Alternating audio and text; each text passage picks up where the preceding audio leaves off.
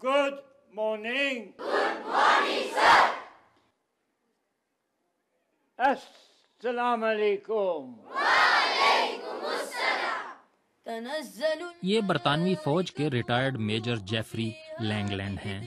1947 میں قیام پاکستان کے میجر لینگلینڈ عینی شاہد ہیں اور اسی وقت سے پاکستان میں تدریس میں مصروف ہیں۔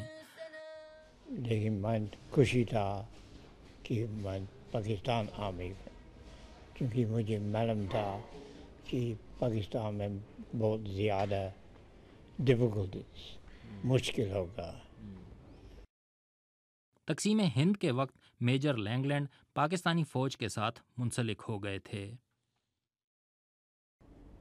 General Ayub commander in chief Pakistan army مجھے بلایا اور بول دیا کہ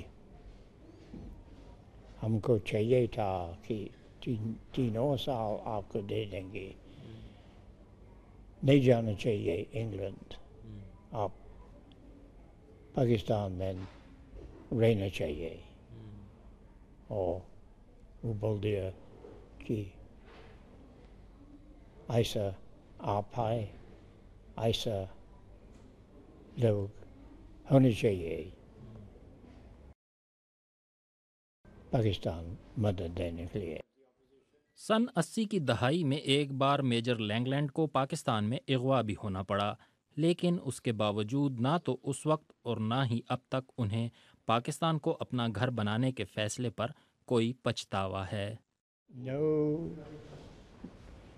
No regrets whatsoever، کیونکہ ہر وقت میں سمجھتا کہ جو کچھ میں ڈوئنگ وہ اچھا کام ہے،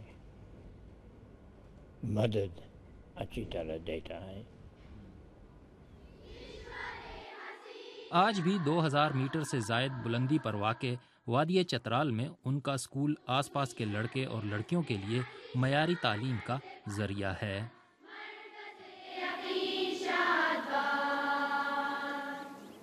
میں نے اسکول کا موٹو بھی بدلی کیا، انگریزی میں there is always room for improvement، ہمیشہ کچھ جگہ ہے بہتر بنانے کے لیے۔ سے پیش آنے والا تھا بچوں کے ساتھ، جب وہ کہیں جاتے تشریف لے جاتے، بچے اس کو مل جاتے تو ہر بچے کو چومتے، پیار کرتے، جیب میں کھجوریں رکھتے، ایک ایک کھجور ان کو دے دیتے، ٹھیک ہے، اور ہر بڑے کا کیا کرتے، احترام، کوئی اس پر پتھر پھینکتا، آپ نے اس کا جواب، پتھر کا جواب پتھر سے نہیں دیا۔ Very important to get a good result first time. What do you want to do when you finish school? I want to be a heart specialist. And you have a good heart yourself? Yes, sir, I have got a strong heart. لیکن اب 92 برس کی عمر میں major لینگلینڈ چاہتے ہیں علم کی جو شمع انہوں نے روشن کی تھی اب کوئی اور اسے جلائے رکھے۔